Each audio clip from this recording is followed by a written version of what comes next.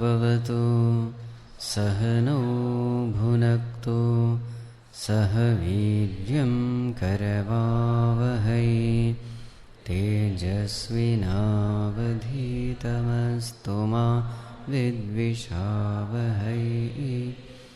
ॐ शान्ति शान्ति शान्तिः। ॐ यं ब्रह्मा वरुणेन्द्ररुद्र स्तुन्वन्ति दिव्यैस्तवैः वेदैः साङ्गपदक्रमोपनिषदैः गायन्ति सामगाः ध्यानावस्थितः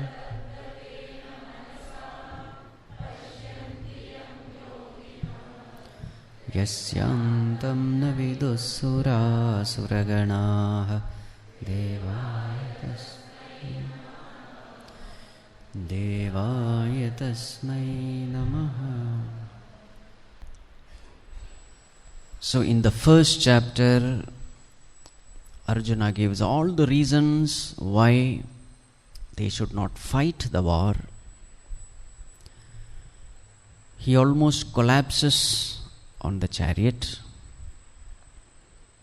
Bhagwan uses some lashing words to wake him up.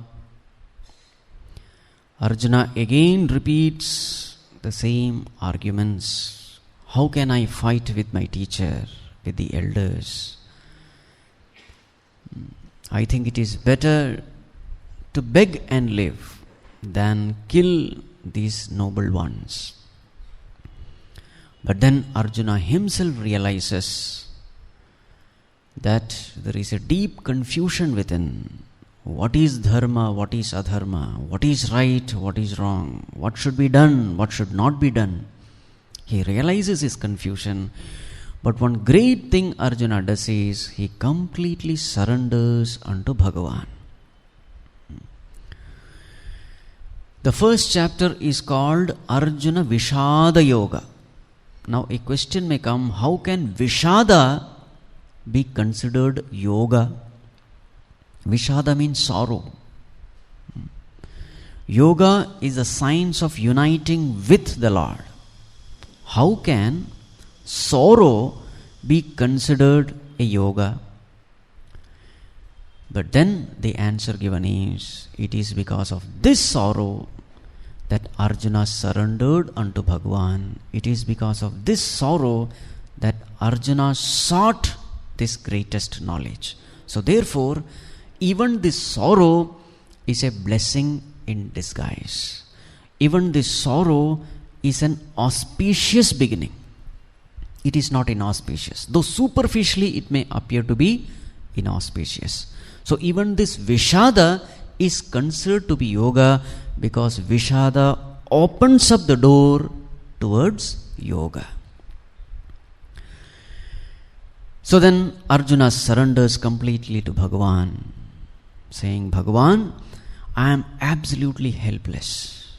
Though I have all the talents and abilities to fight the war, but these talents I am not able to bring it out because of utter helplessness born out of confusion regarding what is dharma and what is adharma. So therefore, Bhagavan, Nishchitam Shreya, whatever it is, please tell me. Whatever is ultimately good for me, ultimately good for all times, whatever it is, please tell me, please guide me. Shishyasteham shadhimam tvam prapannam. I completely surrender unto you. I am your disciple. I don't know anything. Please teach me. I want this knowledge because the sorrow which I am experiencing now, this sorrow can never go with any kind of external adjustments. I may be given the lordship over the entire heaven, over all the gods. I may be given a kingdom which is unrivaled and prosperous, but even then, this sorrow which is burning all my senses, this sorrow will not go away. So Bhagavan, please teach me, please guide me. Saying this, Arjuna kept quiet, saying, I am not going to fight. Na yotsye. So now, what does Bhagavan do? Let us chant the next verse. Tamuvacha Hrishikeshah Prahasanniva Bharata Senayorubhayor madhye Vishidantamidam vachaha. So now this is the condition of Arjuna. He is quiet, he is determined not to fight, and he has sought for the highest knowledge.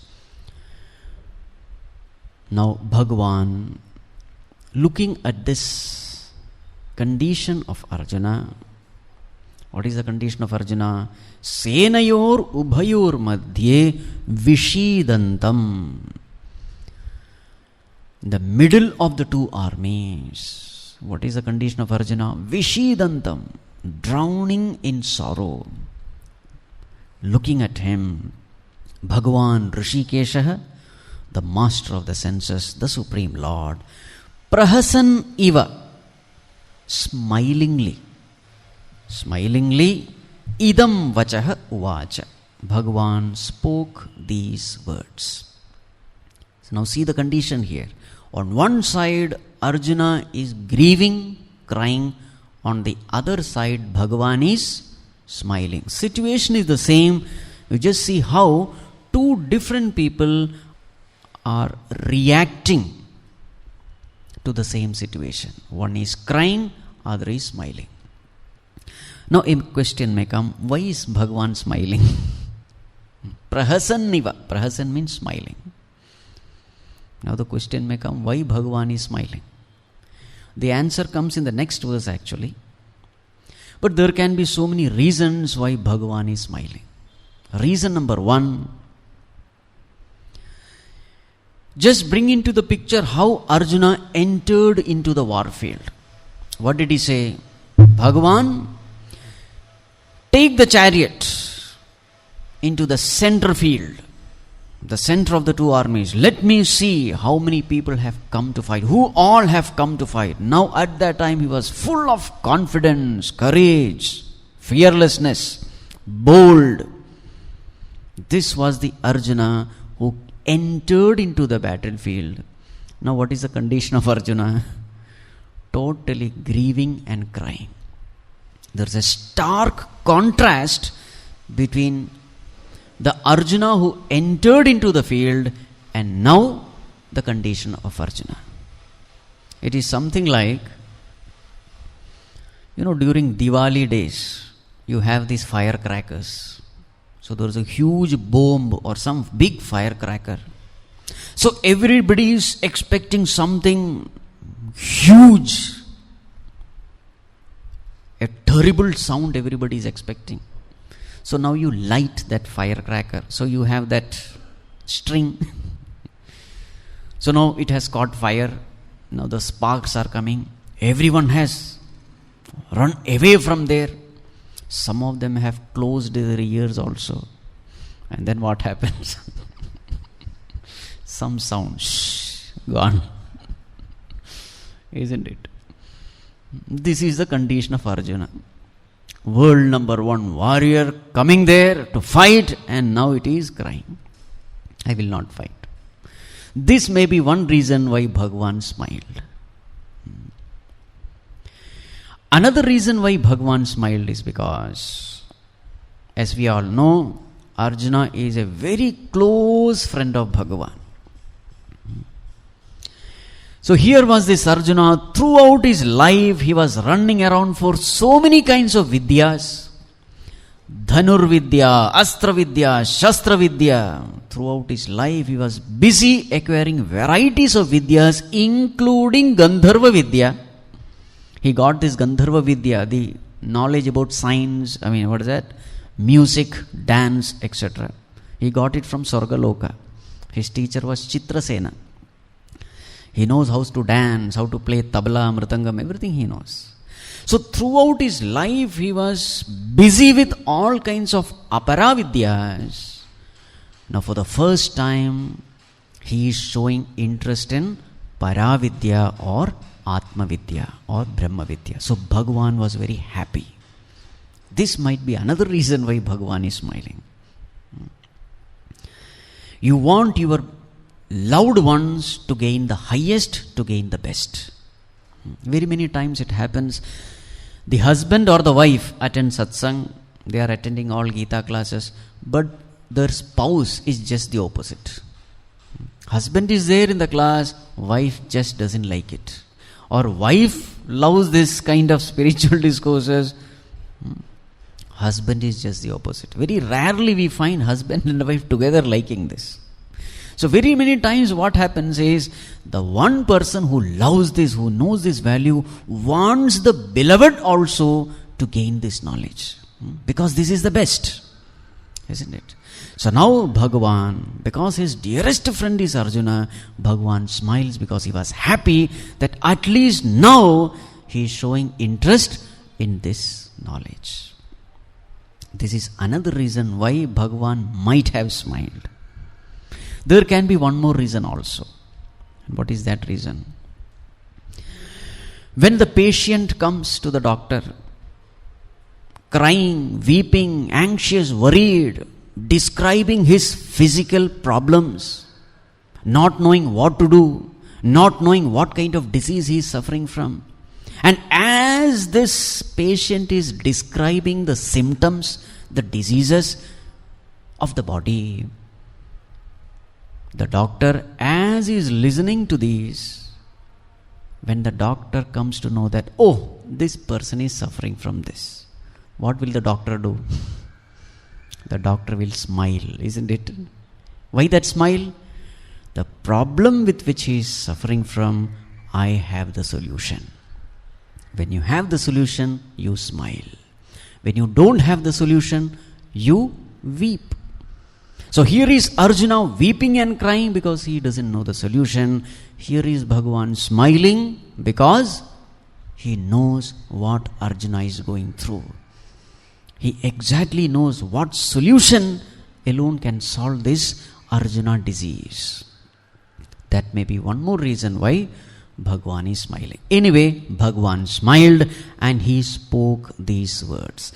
Now from the next words onwards, real teaching of Bhagavad Gita starts. Bhagavan starts with a powerful verse, a very, very famous verse. Let us chant verse number 11.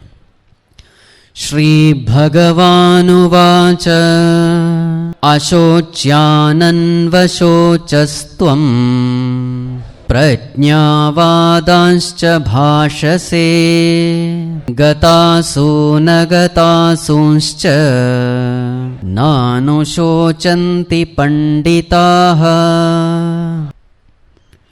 Yes, Bhagavad Gita begins with a bang, as they say. What is that bang?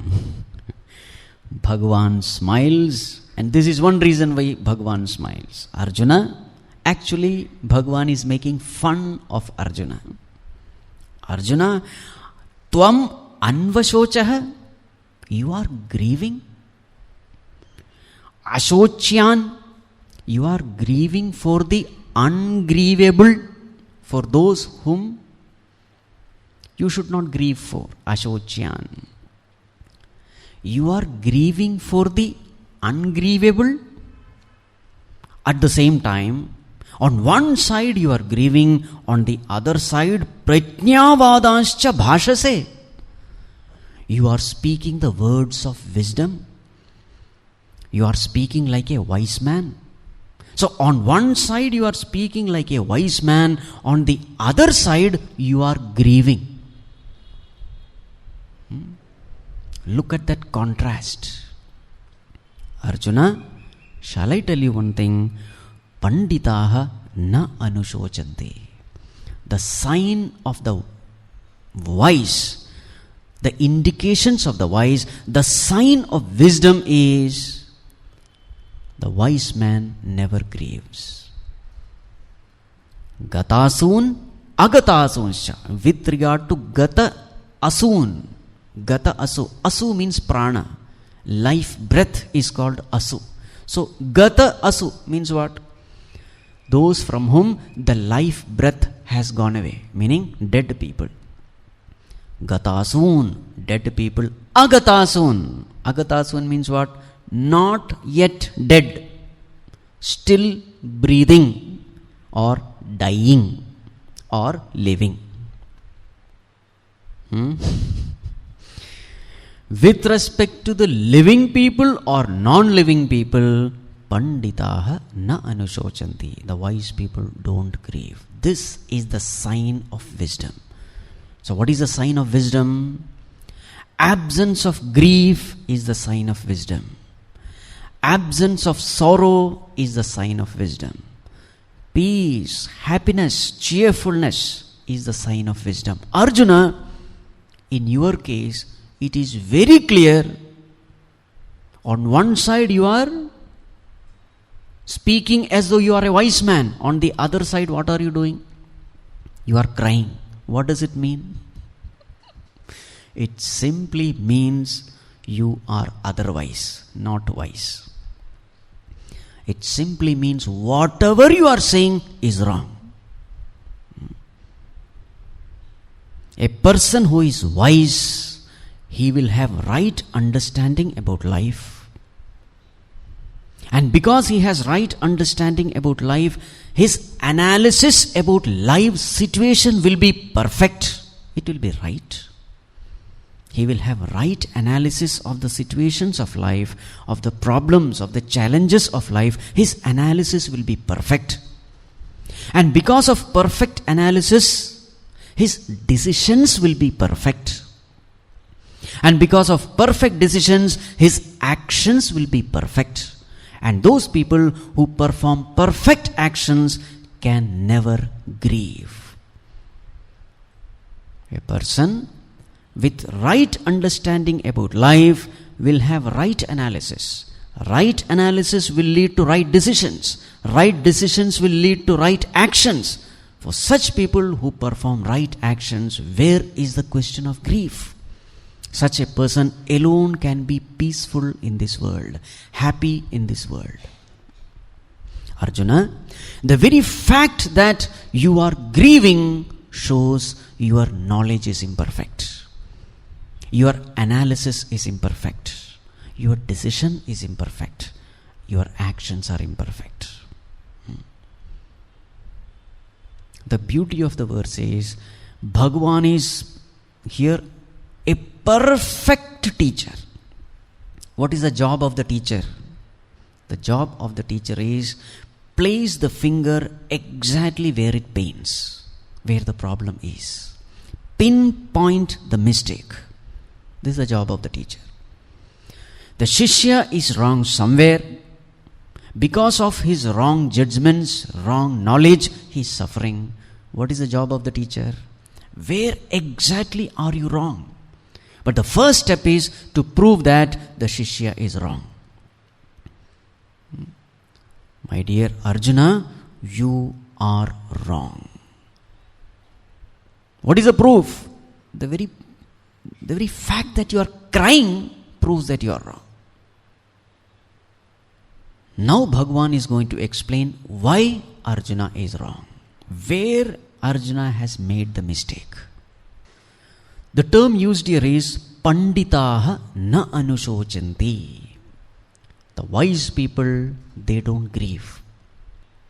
Now the common meaning which is prevalent in the society regarding Pandita is some priest in temple. Whenever we hear the term Pandit, we think some priest in the temple. So here Bhagavan Shankaracharya ji makes it very clear who is a Pandita. Panda Atma Vishaya Buddhihi Yasyam Te Pandita. Those who have Panda is called Pandita. Now what is this Panda? Panda means the knowledge about the self. Those who know who they are. That knowledge about the Supreme Self is called Panda. And those who have Panda, they are called as Pandita. So now what is Bhagavan trying to indicate? Arjuna, all your sorrow is because you don't know who you are. All your sorrow is because of a mistaken identity with regard to yourself. So if you want to put an end to your sorrow, there is only one way: know thyself. This is the message. Now, very interestingly, Bhagavan Shankaracharya has not written any commentary up to 10th verse. First chapter, Bhagavan is silent. Second chapter, up to 10th verse, Bhagavan Shankaracharya has not written any commentary. But after this, he writes a huge commentary, summarizing what is the problem with which Arjuna is suffering. Now let us discuss that point. The first mistake we all commit is ignorance with regard to our own true nature. Everything starts from ajnana. What is our true nature? We are Sat Chit Anand. We are existence, consciousness, bliss. This is our true nature. Sat means existence. Chit means consciousness. Ananda means bliss. This is our true nature. But when we don't know our true nature, that ignorance of our true nature is called ajnanam. Ajnanam. Not ajnanam with regard to the worldly knowledge. No. Ajnanam regarding our own true identity. All problems starts from here. Ajnanam. I don't know who I am. So what is the next? So from this mistake, what is the next mistake we commit? Naturally, I want to know who I am. So now I start using inference. Through my own superficial analysis of my life, I try to know myself, understand myself. So what do? I look upon myself, and what do I find? Whatever is happening in this body, I am able to experience. Whatever is happening outside this body, I am not able to experience. Therefore, I am limited to this body. See this? If there is a pain in this body, I am able to experience. If there is a pain in somebody's body, I am not able to experience. Therefore, this body is mine, that body is not mine. Whatever is within the limitations, within the boundaries of this body, I am experiencing it. Whether it is heat or cold, whether it is joy or sorrow, within the boundaries of this body, I am experiencing. Outside the boundary, I am not experiencing. So what is my limit? My limit is this body. Now slowly, I start defining myself as this body. Not only my direct experience, but by inference also, I try to define myself as this body. How? Somebody is born. Somebody is born means what? Physical body is born. And now that person is available for interaction in this world. And the physical body is dead. That person is no more available for interaction. What does it mean? That person exists with the existence of that body. That person no more exists with the non-existence of that body. This I see in others. I am not seeing in myself. I am seeing in others. So with the existence of the body, that person is existing. With the non-existence of the body, that person is no more existing. Therefore, the same thing should be true with me also. Meaning what? I exist with this body, I die with this body. Therefore, I am this body. This is called inference. So how do I define myself? I define myself as this body. This is the second mistake coming from the primary mistake. What is the first mistake? Ajnanam. I don't know myself. I want to know myself. So how do I define myself? I define myself as the body. I am the body. This is called Dehatma Bhava. Deha itself is Atma. Body itself is me. That is called Dehatma. Dehatma Bhava. So this understanding comes now. I am the body. This is the second step. Now, what kind of desires we will have? Our desires will always be based on our true nature. What is our true nature? Sat, Chit, Ananda is our true nature. Based on that true nature alone we will have desire. So what will be our desire? Our desire will be to exist. All of us, we want to exist. We don't want to die. We want to live. From where did that desire come from? The desire has come because our Atma, the Supreme Self, is Sat. Sat means existence. That which is always existing. That which can never become non-existent. That is the nature of the Self. And that is actually my nature. So I will always have the desire to exist. But now my definition of myself is I am the body. So what will be my definition of existence? As long as the body exists, I exist. So let me protect the body. Let me preserve the body. Let me do everything to live ever and ever in the body. Isn't it? Let me not grow old. Let me do everything at least to postpone old age, if not prevent. Everything I will do because my definition of myself is this body. So I will try to exist through the body. I will try to experience happiness. Now again, this is another desire. What is the desire? I want to be happy forever and ever and ever. Where did this desire come from? It has come from my true nature. What is my true nature? Ananda Swarupa is my true nature. I am Satchit Ananda. Infinite bliss is my true nature. Happiness is my true nature. So naturally I will try to desire happiness. But now since my definition of myself is the body, so what kind of happiness will I seek? I will seek happiness through the body. I will seek happiness of the body. Anything which makes the body comfortable, happy, cheerful, that I will do. How will I get the knowledge? Chit means consciousness, Chit means knowledge also. So I will try to grab all that knowledge.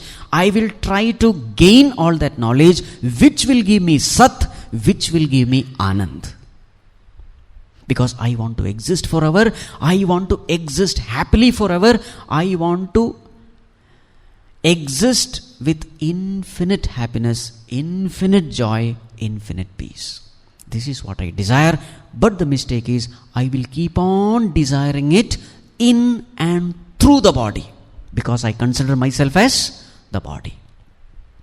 Now, so what is the first step? Ajnana. What is the next one? Dehatma Bhava. With the Dehatma Bhava, now that you consider yourself to be the body, now that you consider your existence as nothing but the existence of the body, naturally the third step will come. The third step is Raga. Raga means attachment. You will be attached to the body. Why are you attached to the body? Because it is this body which is giving me existence. It is this body which is giving me happiness. And therefore, since I am craving for existence and happiness, and it is this body which is giving me, therefore, naturally what will happen? There will be Raga. That is the third one. Raga means attachment. Primary raga is with the body, secondary ragas is with everything connected to the body, which will give me security, which will give me happiness. So therefore, I will have attachment not only with the body, I will also have attachment to everything connected to the body, which gives the body happiness, which gives the body existence. So what are they? It can be wealth, it can be power, it can be position, it can be relatives, it can be house, everything. But they are all secondary attachments. What is the primary attachment? The body. They are all there. They are capable of giving happiness to this body. They are capable of giving security to this body. Therefore, they are lovable. So what comes? Raga comes. What is raga? Attachment. Now wherever there is raga, there has to be dvesha. You can't avoid it. Raga means what? Likes. Dvesha means dislikes. You like something, someone or some situation because it is capable of giving happiness to you. You don't like something, someone or some situation because they give sorrow to you. Raga and dvesha, they are the two sides of the same coin. You cannot have only raga, no dvesha. Impossible. Greater the intensity of raga, equally great will be the intensity of dvesha. If you want to get rid of raga, you will have to get rid of dvesha also. Raga, dvesha, they always come in pairs. So what are the steps now? Number 1, ajnana. Number 2, dehatma bhava. Number 3, raga, dvesha. Now what happens when the mind is filled with raga, dvesha? So what is raga, dvesha? I am attached to everything that gives me security and happiness and comfort and peace. I am repelled by everything that threatens my existence, that threatens my happiness. So now what is the state of the mind? The mind is filled with raga, dvesha. What will be the natural consequence? The natural consequence is wherever the mind is filled with likes and dislikes, such a mind will always experience delusion, which is called as moha. Moha. Moha means delusion. What do you mean delusion? The inability to see what is called a delusion. You see what is not there. You don't see what is there. This is called delusion. A mind which is filled with raga, dvesha will be a mind which will be deluded. They go together. Greater the raga, dvesha, greater will be the delusion. And this is exactly what Arjuna is experiencing. What do you mean raga, dvesha leads to delusion? Some examples will make it clear. What is delusion? The inability to see the truth as it is called delusion. Why are you unable to see the truth? You are unable to see the truth because raga colors the reality. Another meaning of raga is color. In Sanskrit, this is another meaning. Dye, D-Y-E. Raga means that also. We are not talking of musical raga. Raga has so many meanings. In music also there is a raga, not that. So now, a mind which is filled with raga, dvesha will color your mind, and with a colored mind, you will not be able to see the truth as it is. What kind of truth you will see? You will see a colored truth. You will see a distorted truth. Examples will make it clear now. What is the example? So here is a judge. He is supposed to judge impartially. Now his own son, his most beloved son, has been caught by the police as a criminal, and now he is standing there. Now the father, the judge, he has to judge. But he loves his son extremely. So now naturally what happens? Now this raga will start interfering with his sense of impartiality, sense of judgment. So what will he say? To err is human, to forgive is divine. Why? Because this is my son. Now see, this is called moha. You tend to analyze a situation compelled by your raga, dveshas. This is what happens.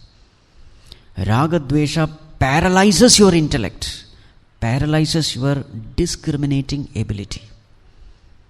So this Arjuna disease is a disease which we are all suffering from, somewhere or the other. A teacher who is correcting the papers, and now as she is correcting, she comes to know that, oh, this paper is my own son's paper. Now as a teacher, what is she supposed to do? She has to give marks impartially. If the answer is right, she should give full marks. If the answer is wrong, she should not give marks. Now, through the handwriting she has understood. 10th, standard exam paper. Through the handwriting she understood, this is my son's paper. Now what will she tend to do? She will tend to give more marks, isn't it? This is my son. Now see the conflict here. The teacher in me wants to be impartial. The mother in me wants to be partial towards my own son. Now there is a conflict here. Now this is called Arjuna disease. Attachment towards my son is not allowing me to remain impartial. That's why in Chinmaya Mission we never allow these parents as judges during Bhagavad Gita chanting competition. Now you understand.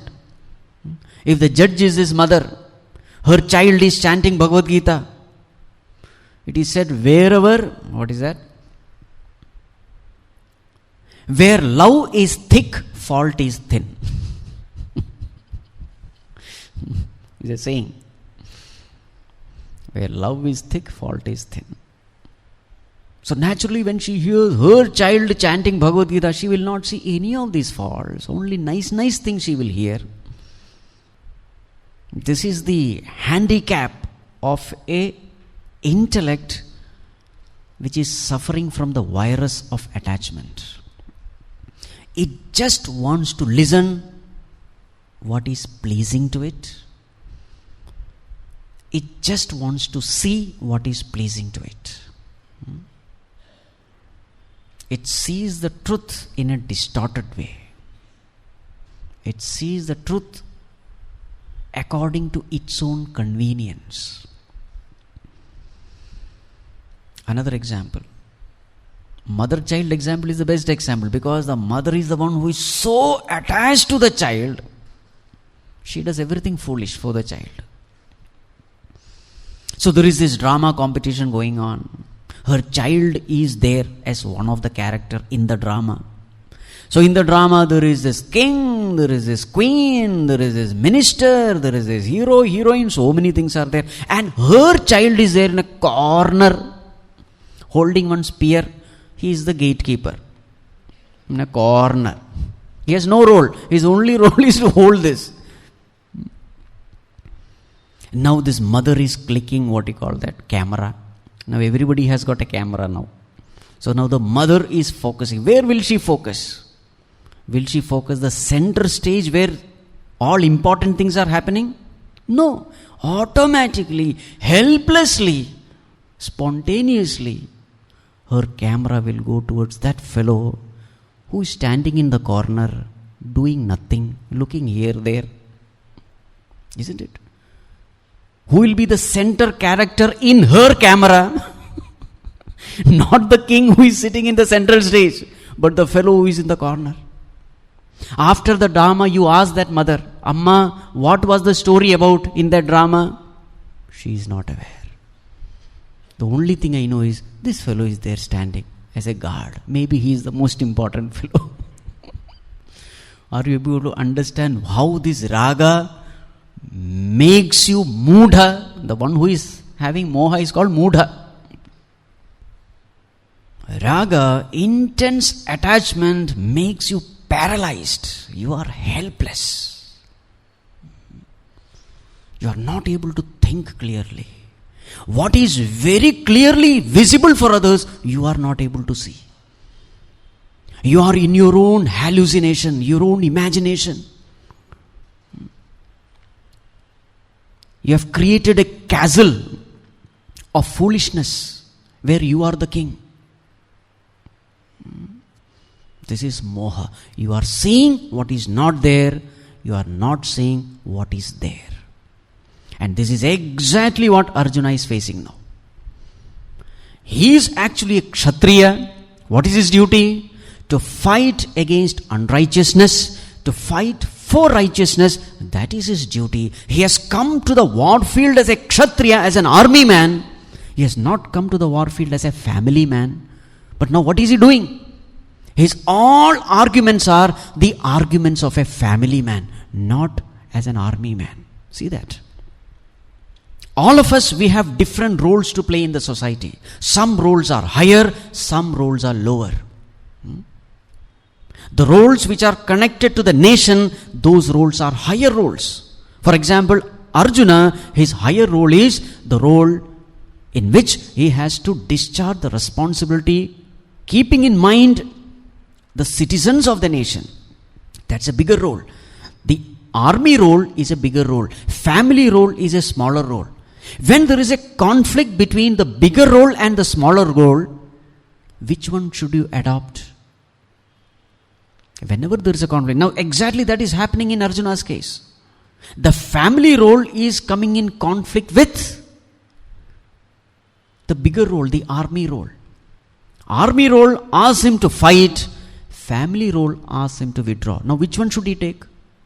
He should take the bigger role always. You must sacrifice the lower for the sake of the higher. Just like the teacher who is correcting the paper. The teacher in her wants to be impartial. The mother in her wants to be partial. Which role should she take? The teacher role or a mother role? She has to take the teacher role because that role is bigger. That is going to influence the majority of the society in the society. Isn't it? All of us, we have this conflict in life. This is not something which Arjuna alone is facing. So now what is the mistake Arjuna has done?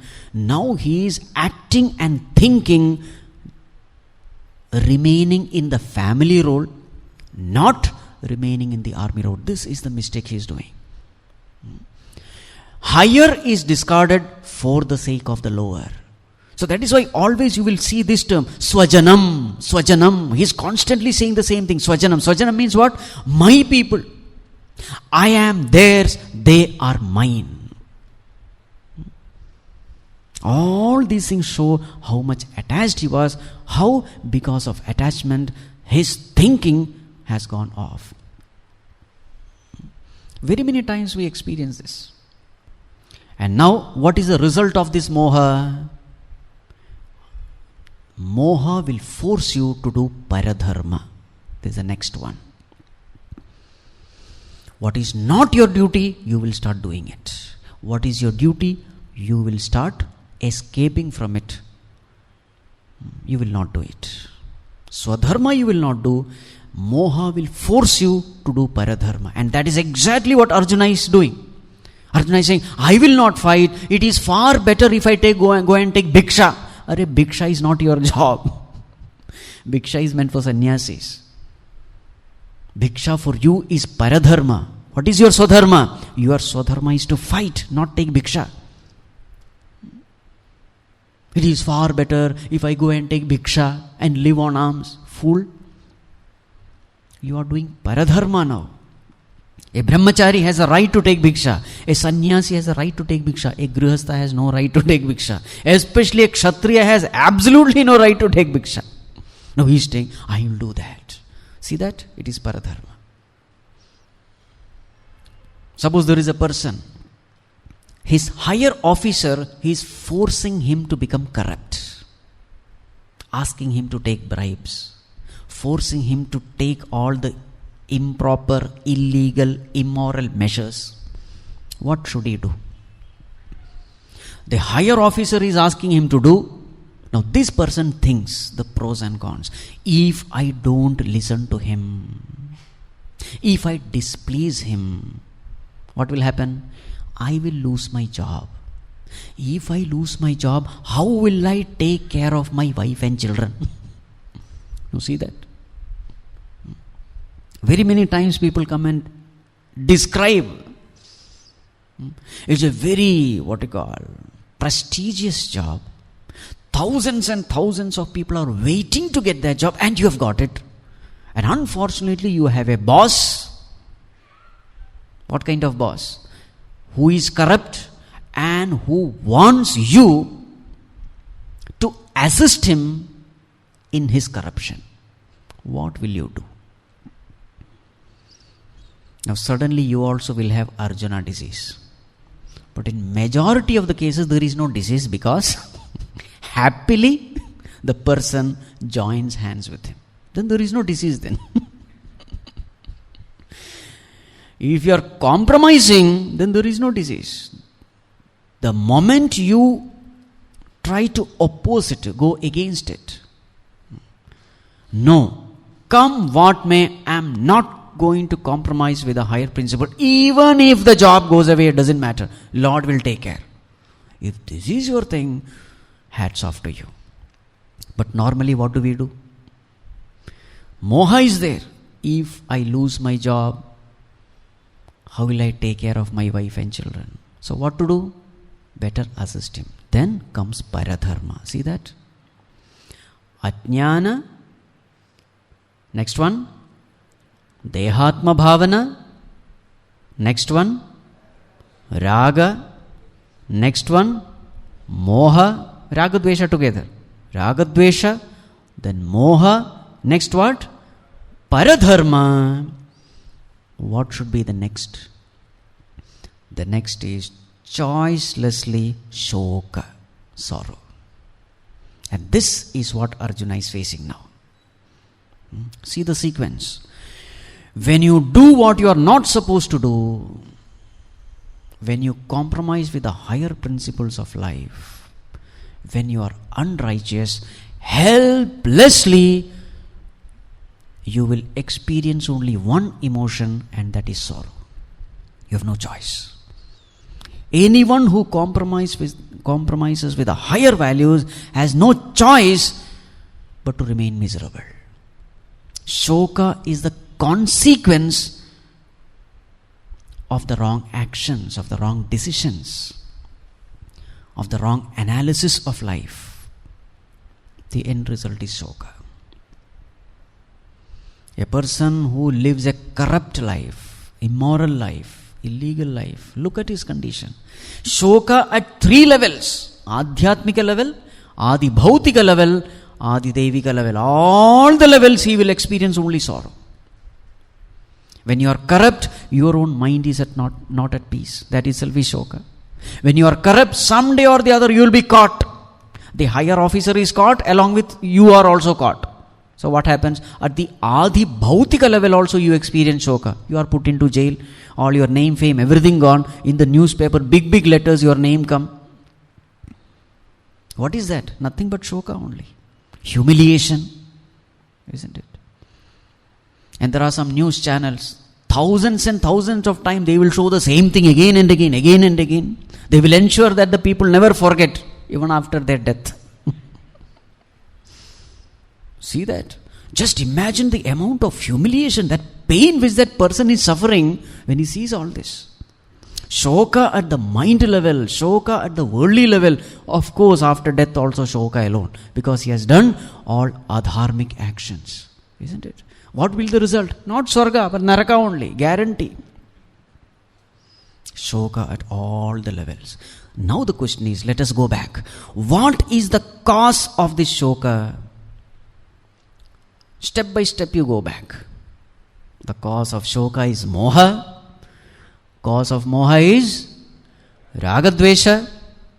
Cause of ragadvesha is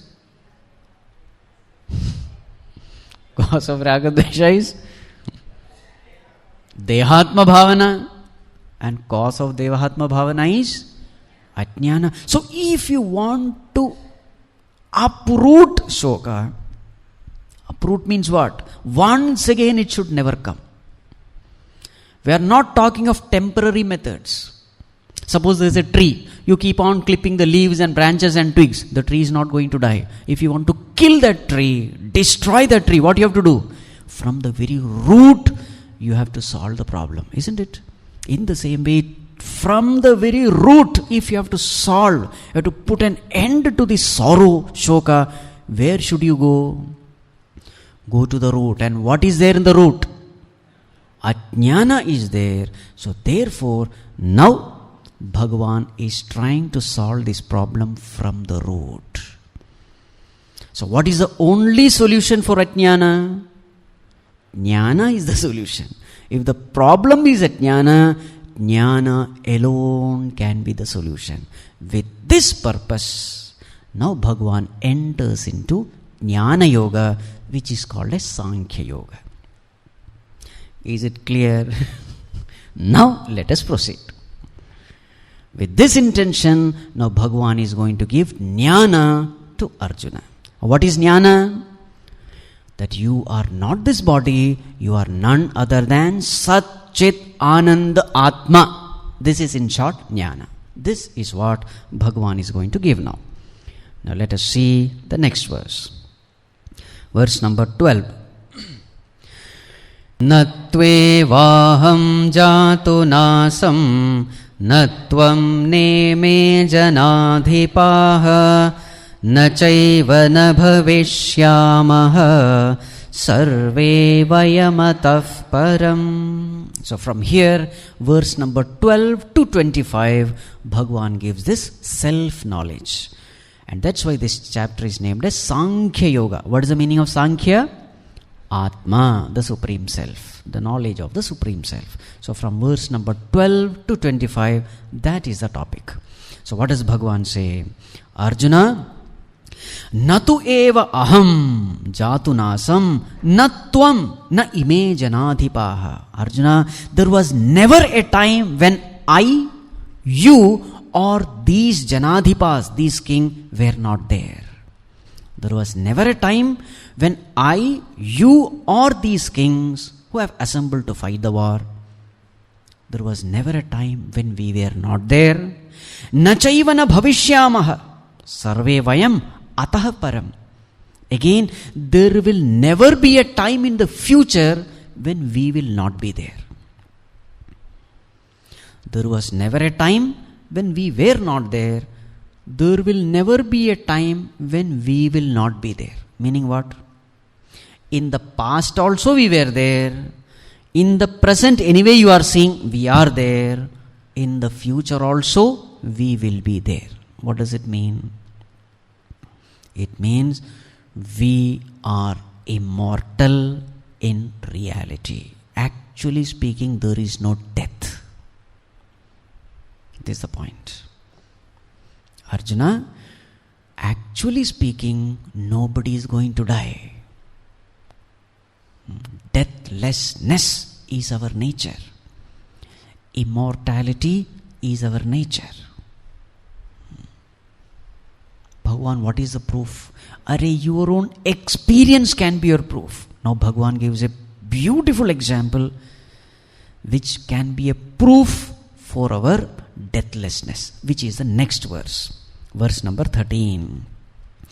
Dehinosmin yatha dehe kaumaram yauvanam jara tatha dehantara praptihi dhirastatra na mukhyate. Arjuna, look at your own body.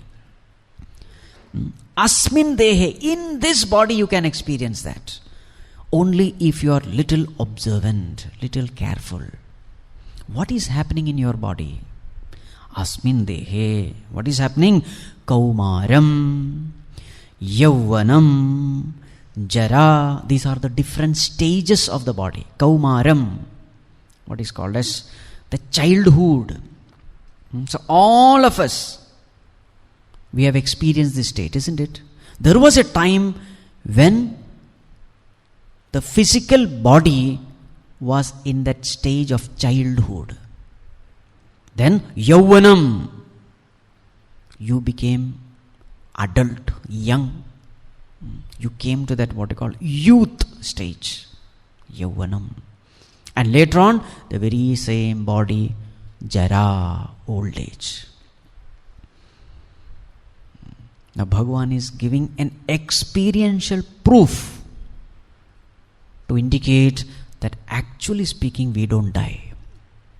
So what is Bhagavan saying? Arjuna, look at your body. Constantly it is going from one stage to another. Constantly it is dying. And every time something is dying, something new is coming up. And you are the one who is observing all these changes. Arjuna, do you change? Bodies are changing, but in this process, are you changing? You will find that you remain changeless. You remain a changeless witness to all the changes that are happening at the body level. They say every 6 to 7 years the body completely changes. Every cell is replaced by a new cell, they say. Meaning a completely new body is given to you. When we were born, we had a body. In our childhood stage, we had a body, another body. When we were young, another body. Now we are old, another body. So what is happening to the bodies? It is being replaced by the other. But what is happening to the observer of these bodies? The possessor of these bodies? The possessor doesn't change. He is just a changeless witness to all the changes. Now what does it mean? It simply means you don't die, it is only the body which is dying. What is the proof that you are not changing? Only the body is changing. What is the proof? The very fact that you are able to remember the past itself is the proof. You are able to remember the past means what? You who is recollecting in the present is the very same you who has experienced it in the past. Are you able to understand? If the I of the past is different from the I of the present, then this I of the present will never be able to recollect the happenings of the I of the past. Got it? The very fact that you are able to connect your present I with the past I shows that the present I itself is the past I. And that itself proves that this I has never changed. What has changed? Everything connected to, related to, surrounding the I has changed, but the I has never changed. The experiencer is the same. The witness is the same. The observer is the same. The sakshi is the same. What does it mean? It simply means you are deathless.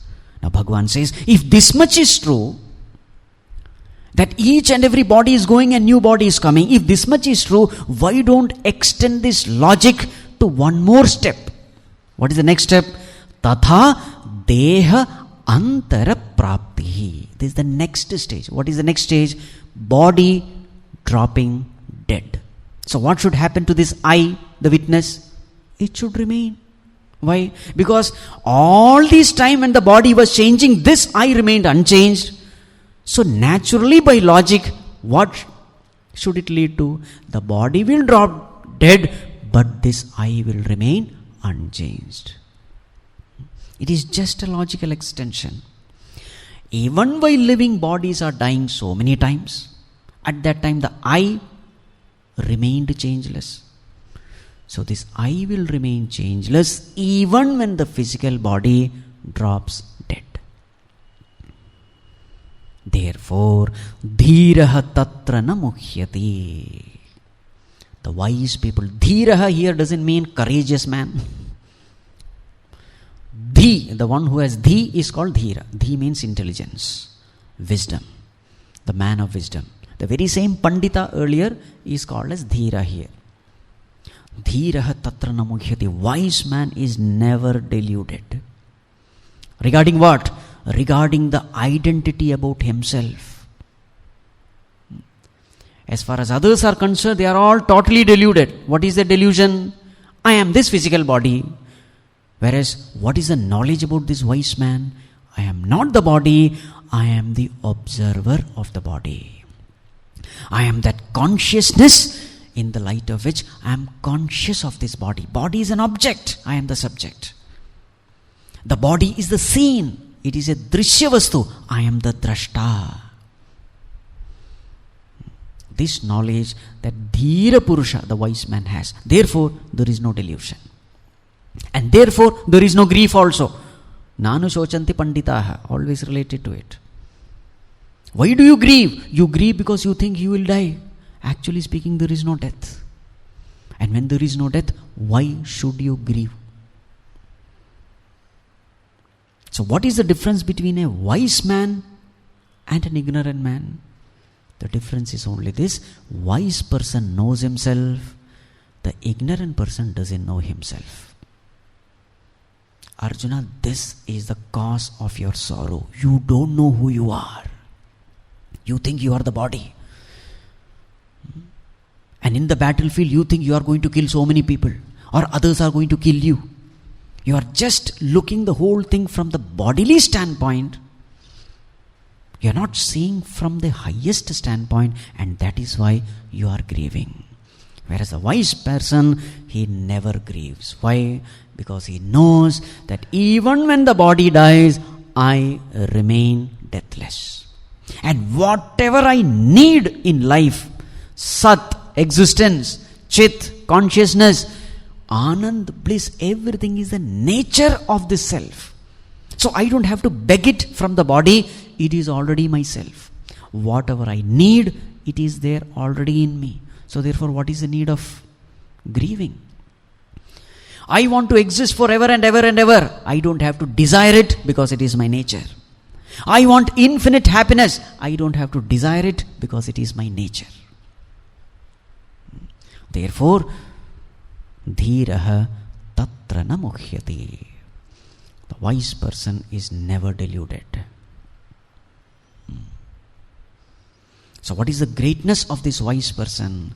He is holding on to the permanent, giving no much value to the impermanent. What is the mistake committed by the ignorant person? He is holding on to the impermanent, never even bothering about the permanent. He doesn't know that there is something called permanent in us. This is the difference. One smiles, the other cries. Bhagavan is smiling, Arjuna is crying. What makes the difference? Knowledge makes the difference. Now, how to live with this knowledge in the day-to-day world? That is the next topic. Arjuna, how you should live? That topic we will see tomorrow. Om Sarve Bhavantu Sukhinah Sarve Santu Niramayah Sarve Bhadrani Pashyantu Ma Kaschit Dukkha Bhag Bhavet Asato Ma Sadgamaya Tamaso Ma Jyotirgamaya Mrityorma Amritam Gamaya. Om Shanti Shanti Shanti. Hari Om Shri Gurubhyo Namaha.